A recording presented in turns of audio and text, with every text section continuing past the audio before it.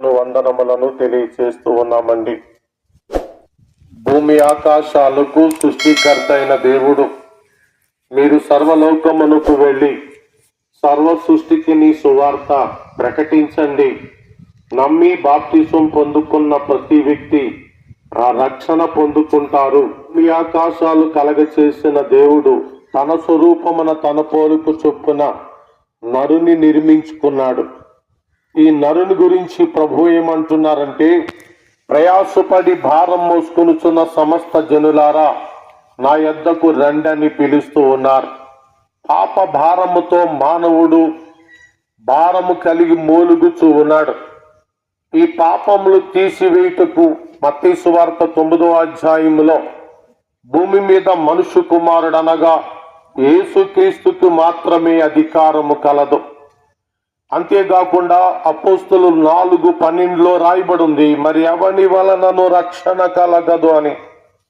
ఆకాశము క్రింద ఇవ్వబడిన మరి ఏ నామమున మనము రక్షణ పొందలేమని చెప్పటము జరిగింది. పాపాలు తీసే అధికారి ఆయనే, రక్షించువాడు ఆయనే. నీ ప్రయాసమంతా తొలగించి శాంతియును సమాధానమును అనుగ్రహించు దేవుడు.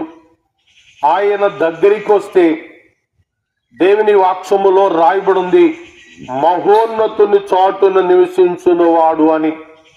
మహోన్నతుడైన దేవుని చాటున నివసిస్తే నీవు ధన్యుడుగా ధన్యురాలుగా ఉంటావు. నీ పాపం పోతుంది, పవిత్రత వస్తుంది, నీలో అశాంతిని దేవుడు తొలగిస్తాడు, శాంతిని సమాధానమును అనుగ్రహిస్తాడు. కాబట్టి యేసుక్రీస్తు నిత్య జీవమును నిత్యమైన వెలుగును అయి ఉన్నాడండి. ఆయనలో ఉన్న జీవమును పొందుకోండి. ఇది మిక్కిలి అనుకూలమైన సమయం అండి.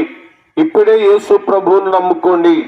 ఎందుకు ఇప్పుడే యేసు ప్రభువును నమ్ముకోండి అని మేము చెప్తూ ఉన్నామంటే కారణం ఏమిటి అంటే, మన జీవం ఏపాటిది బైబిల్లో రాయబడి ఉంది, మీరు ఎంతలో కనబడి అంతలో మాయమైపోవు ఆవిరి వంటి వారని.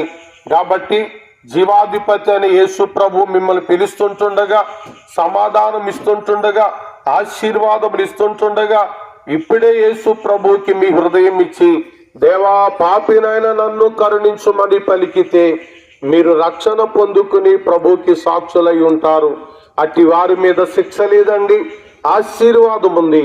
కాబట్టి రోమాపత్రిక 8:1 రాయబడి ఉంది, కావున క్రీస్తు నందున్న వారికి శిక్షా విధియు లేదు.